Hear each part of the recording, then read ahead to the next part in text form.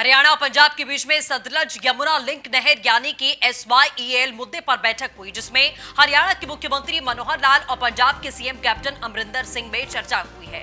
इस दौरान केंद्रीय जल शक्ति मंत्री गजेंद्र सिंह शेखावत भी मौजूद थे। आपको बता दें कि 28 जुलाई को सुप्रीम कोर्ट ने इस मुद्दे को लेकर हरियाणा और पंजाब के मुख्यमंत्रियों को बातचीत करके मामले को सुलझाने के लिए कहा था।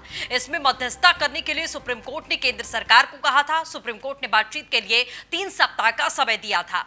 अब बातचीत की रिपोर्ट सुप्रीम कोर्ट में रखी जाएगी।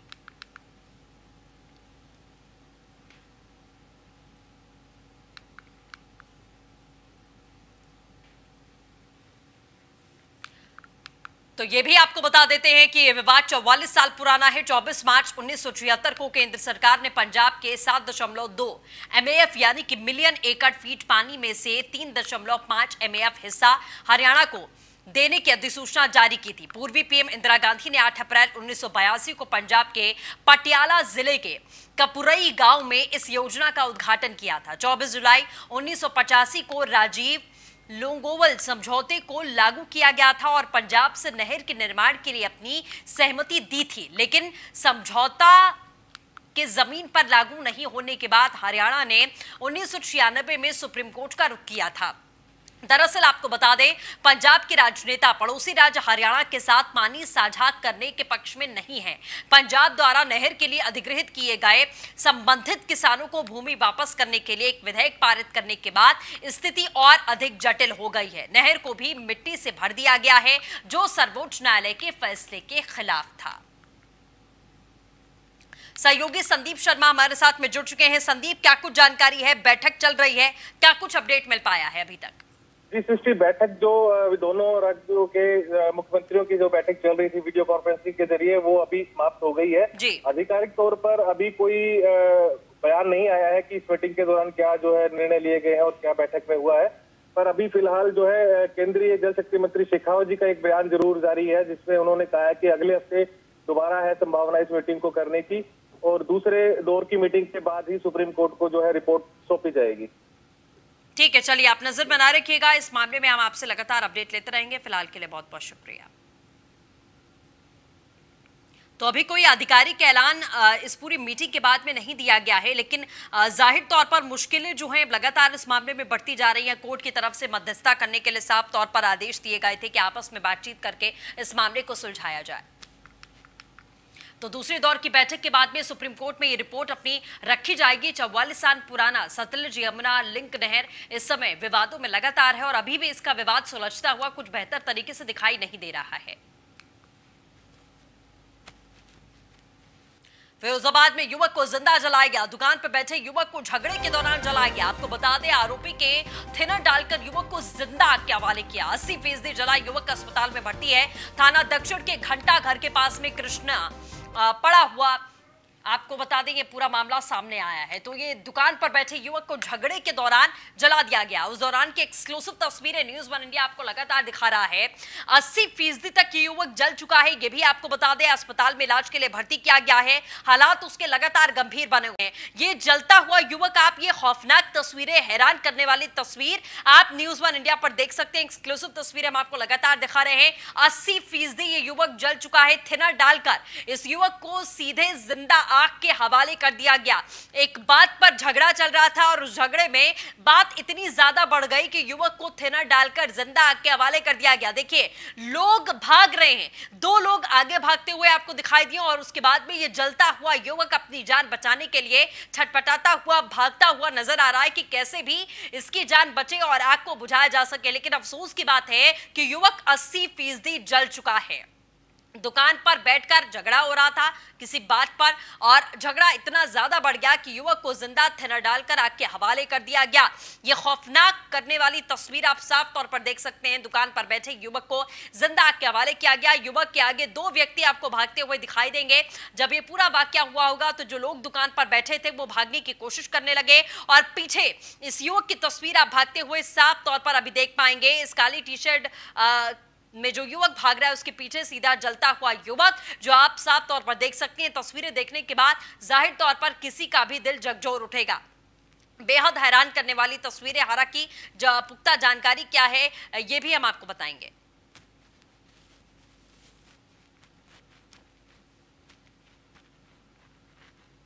देखिए, ये राजेश वर्मा नाम के व्यक्ति हैं जो घंटाघर में रहते हैं, थाना उत्तर क्षेत्र के।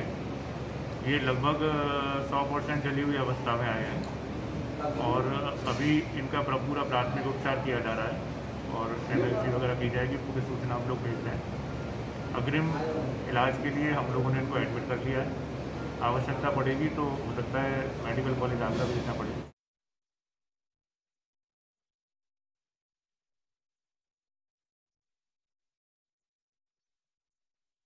सबसे पहले हम आपसे समझना चाहेंगे कि ये पूरा वाकया आखिरकार हुआ किस बात को लेकर विवाद चल रहा था, जिसमें इस युवक को थिनर डालकर जिंदा आग के हवाले किया गया है। क्या कुछ जानकारी है?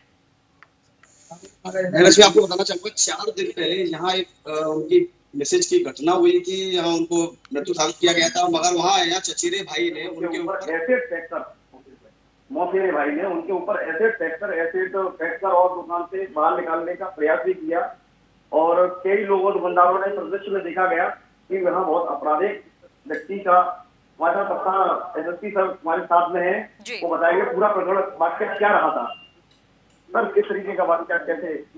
देखिए, इसमें जो व्यक्ति घायल हैं राकेश वर्मा और आरोपी पक्ष है रॉबिन वर्मा, ये दोनों रिश्ते के मौसेरे भाई और अभी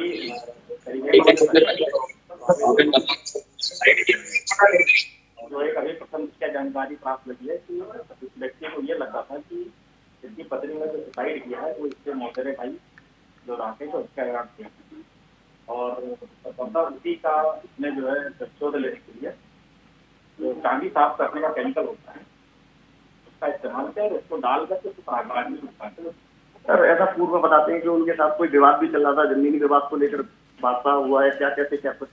देखिए, जो जमीन की बात है वो अभी हम लोग जांच कर रहे हैं और कहीं ना कहीं इनके परिवार का प्रतिशोध का मामला है और उसी को लेकर जी हमारे साथ मौजूद थे सचिन पटेल साहब। उन्होंने बताया कि घटना पे तुरंत आकर घटना को पूरी तरीके से एक तरीके से देखा गया और घटना की तहकीकात की गई। यहाँ क्या सत्यता है, सत्याता को अंजाम करने के लिए सचिन सर ने खुद आकर यहाँ एक बात को तहकीकात किया गया। लोगों से डोर टू डोर मुलाकात भी की गई, क्या यहाँ का क्या माहौल है, क्या है। सराफा बाजार यहाँ बंद था, सर एसएसपी सर ने आकर सराफा बाजार भी खुलवाया। बहुत सारी पुलिस की भूमिका बहुत अच्छी रही, पॉजिटिव रही।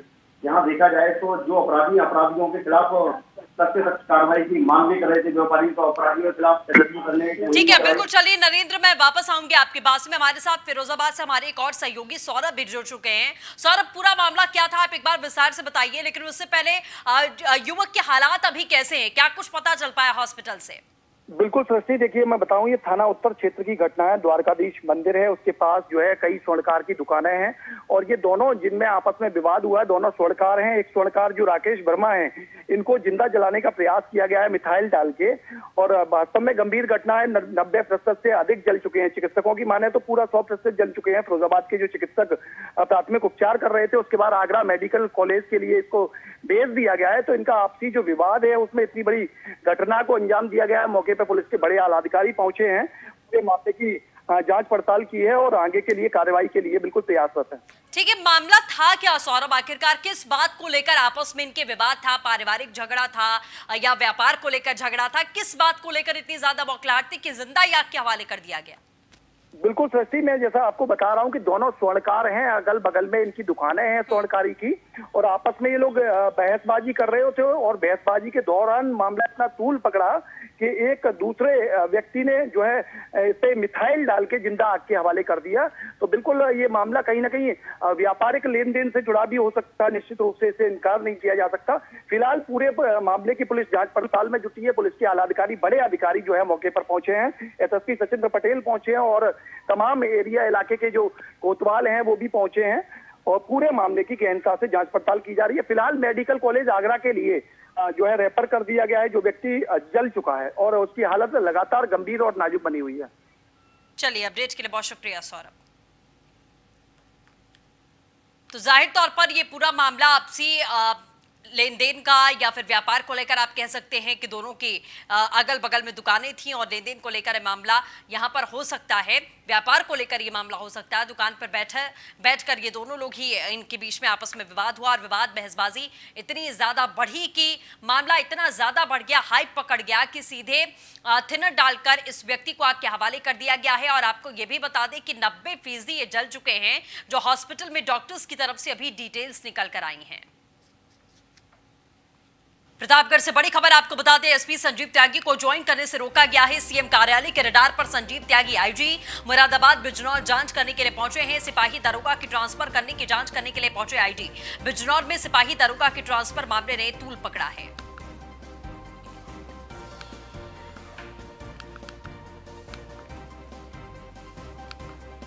तो बिजनौर में सिपाही दरोगा के ट्रांसफर मामले ने लगातार तूल पकड़ लिया है। आपको बता दें कि जाने से पहले संजीव त्यागी ने जिस तरीके से कम 40 दरोगा और सिपाहियों के ट्रांसफर यहां पर किए थे, एक सूची जो तैयार की थी, अब उसको लेकर मामला पहुंचा मुख्यमंत्री कार्यालय और उसके बाद में इनकी ज्वाइनिंग को रोक दिया गया है। मुरादाबाद बिजनौर आईजी जांच करने के लिए पहुंचे हुए हैं कि आखिरकार आनन फानन में क्या जरूरत पड़ गई थी कि इन्हें सीधे तौर पर इतने ट्रांसफर करने पड़े।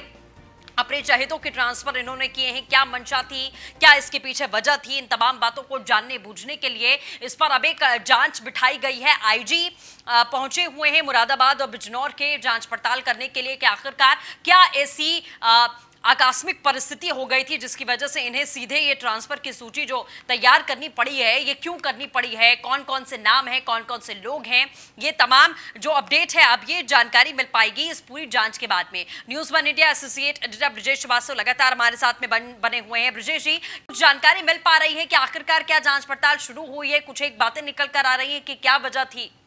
सबसे बड़ी बात सृष्टि ये है कि अभी तक की जो जानकारी आई है उसके मुताबिक चूंकि आईजी काफी देर पहले ही बिजनौर पहुंच गए थे, लेकिन एक किसी गोपनीय जगह पर अधिकारियों के साथ बैठक कर रहे हैं। तमाम जो तबादले हुए हैं उनको लेकर के जानकारी जुटाने की कोशिश हो रही है और ये भी जानकारी की जा रही है कि आखिर ये जो तबादले, जो 3 लिस्टें अलग अलग जारी हुई थी जिसमें 40 लोगों के नाम थे, इन लिस्टों में जो है ये लिस्ट कब ट्रांसफर ऑर्डर आने के बाद जो है वो किए गए थे या फिर उससे जो है पहले ही वो कर दिए गए थे। तो ये वो तमाम जानकारियां हैं जिनको जुटाने की कोशिश हो रही है। और सबसे बड़ी बात ये कि 2 घंटे से ज्यादा का समय हो गया जब जो है गोपनीय बैठक हो रही है। कहां पर आईजी इस वक्त बैठक कर रहे हैं किसी को जानकारी नहीं है। एक जहां पर जो एसएसपी कार्यालय है वहां पर ये था कि वो आ सकते हैं या पुलिस लाइन में आएंगे, दोनों जगह में अभी तक नहीं पहुंचे हैं। लेकिन ये जानकारी क्लियर है कि आईजी बिजनौर पहुंच चुके हैं और कहीं गोपनीय जगह पर कुछ अधिकारियों के साथ गोपनीय बैठक कर रहे हैं। और सबसे बड़ी बात यह है कि कई महत्वपूर्ण बिंदुओं को लेकर के जो है वो अधिकारियों के साथ चर्चा कर रहे हैं और कई कड़ियों को जोड़ने की कोशिश कर रहे हैं। इस बीच में संजीव त्यागी को अभी तक संजीव त्यागी ने प्रतापगढ़ में ज्वाइन नहीं किया है, साफ तौर पर उनको ज्वाइन करने से जो है रोका गया है। अंदर खाने जो जानकारी आ रही है कि उनको साफ तौर पर कहा गया कि देखिए जब तक जांच चल रही है तब तक आप एक तरह से होल्ड रहेंगे और यही वजह है कि 2 दिन से ज्यादा का वक्त हो गया लेकिन अभी तक ज्वाइन नहीं किया गया। जबकि जो उनके रिलीवर थे डॉक्टर धर्मवीर जिन्हें बिजनौर ज्वाइन करना था उन्होंने 1 दिन पहले ही बिजनौर ज्वाइन कर लिया जो है और लेकिन अभी तक जो है संजीव त्यागी की ज्वाइनिंग ना होना ये साफ तौर पर न्यूज़ 1 इंडिया की खबर का जो हम लगातार दिखा रहे हैं वो उसको साफ तौर पर दर्शाता है कि जो है वाकई में उनको फिलहाल अभी ज्वाइन करने से रोका गया है और आईजी इस वक्त मुरादाबाद इस पूरे मामले में गहनता से जांच कर रहे हैं। बिल्कुल, चलिए तमाम अपडेट के लिए आपको बहुत बहुत शुक्रिया ब्रिजेश जी। खबर जालौन से जहां नहीं रुक रही प्राइवेट स्कूल्स की मनमानी, सरकार के आदेशों की उड़ाई जा रही धज्जियां, बिना परमिशन के खोल दिए गए स्कूल। एक साथ 50 से ज्यादा बच्चे स्कूल पहुंचे, बिना मास्क और सोशल डिस्टेंसिंग को दरकिनार करके क्लासेस चलाई गई हैं। स्कूल में क्लास चलने का वीडियो वायरल हुआ है। बीएसए ने दिए प्रबंधक और प्रिंसिपल के खिलाफ में कार्रवाई के आदेश। मौधोगढ़ थाना इलाके के गायत्री बाल विद्या मंदिर का ये पूरा मामला। एक्सक्लूसिव तस्वीरें देखिए, पूरे देश में कहीं पर भी स्कूल नहीं खुले हैं, कॉलेजेस नहीं खुले हैं, कोचिंग सेंटर्स नहीं खुले हैं, ट्यूशंस नहीं जा रहे हैं बच्चे, सिर्फ ऑनलाइन क्लासेस उनकी चल रही हैं। जो गवर्नमेंट की गाइडलाइंस हैं, जो साफ तौर पर कहा गया है कि स्कूल नहीं खोले जाएंगे। पेरेंट्स भी इस बात के सीधे तौर पर खिलाफ थे कि बच्चे अगर स्कूल खोले भी जाएंगे तो वो अपने बच्चों को ऐसे दौर में नहीं भेजेंगे। लेकिन यहाँ पर देखिए, ना मास्क है, ना ही ग्लव्स है, ना ही सैनिटाइजर दिखाई दे रहा है, सोशल डिस्टेंस डिस्टेंसिंग की धज्जियां उड़ाई गई हैं। जैसे पहले बच्चे एक बेंच पर 2 बच्चे बैठते थे, उसी तरीके का सिस्टम अभी रखा गया है। पास पास में तमाम बच्चों को बिठाया गया है। अब ये बड़े सवाल है कि आखिरकार प्रशासनिक स्तर पर क्या कार्रवाई हुई, प्रशासन क्या कर रहा था, और स्कूल को आखिरकार ये समझ कहां से आई कि ऐसे दौर में जब गाइडलाइंस ये है कि आपको स्कूल खोलना ही नहीं है, 1-2 क्या आप 50% बच्चों को भी नहीं बिठा सकते हैं, आप एक भी बच्चे को स्कूल पढ़ाई करने के लिए नहीं बुला सकते हैं। इनफैक्ट आप फीस को लेकर भी आप उन्हें प्रेशराइज नहीं कर सकते हैं। ये जो तमाम गाइडलाइंस को दरकिनार करते हुए, सबकी धज्जियां उड़ाते हुए जालौन में बकायदा स्कूल खोल दिया गया। सोशल डिस्टेंसिंग की धज्जी खुलेआम उड़ रही है। ऐसा भी नहीं कि आपने प्रिकॉशंस के साथ में स्कूल खोला हो, प्रिकॉशंस के साथ में भी खोला होता। जो गाइडलाइंस जारी की गई हैं उसके मुताबिक आप स्कूल संचालित नहीं कर सकते हैं। जी सर, हमारा नाम कुलदीप है। जो आप बच्चों को पढ़ा रहे हैं एक साथ बैठा के, ये सोशल डिस्टेंस के अनुपालन नहीं कर रहे हैं, किसने गाइडलाइन दी है जो इतने छात्रों को एक साथ बैठा लेंगे आप? अब सर इनके मम्मी पापा ये बोले कि नहीं, वो पढ़ाना अलग चीज है। आप लॉकडाउन क्या है, अगर कोरोना पॉजिटिव सभी बच्चे हो गए तब क्या करेंगे आप? नहीं सर, सबके पास मास्क। सहयोगी मुबीन खान हमारे साथ में जुड़ चुके हैं। मुबीन, क्या कुछ जानकारी मिल पाई है, क्या कुछ कार्रवाई इस पूरे मामले को लेकर? ये आपको बता दें कि ये पूरा मामला माधवपुर थाना क्षेत्र के बंगरा चौकी के अंतर्गत आता है, जिसके विद्यालय का नाम है गायत्री बाल विद्या मंदिर, जो लगातार यहाँ पर स्कूल संचालित कर रहे थे। स्थानीय ग्रामीणों ने वीडियो बनाकर जब सोशल मीडिया। चलिए, अपडेट्स के लिए बहुत शुक्रिया मुबीन। खबर लखनऊ से, जहां बीजेपी विधायकों के साथ में सीएम योगी आदित्यनाथ ने बैठक की। बीजेपी विधायकों के साथ सीएम योगी ने वर्चुअल बैठक की है। बैठक में सुनील बंसल, मंत्री सुरेश खन्ना भी शामिल हुए। बैठक में यूपी बीजेपी अध्यक्ष स्वतंत्र देव सिंह भी शामिल हुए हैं।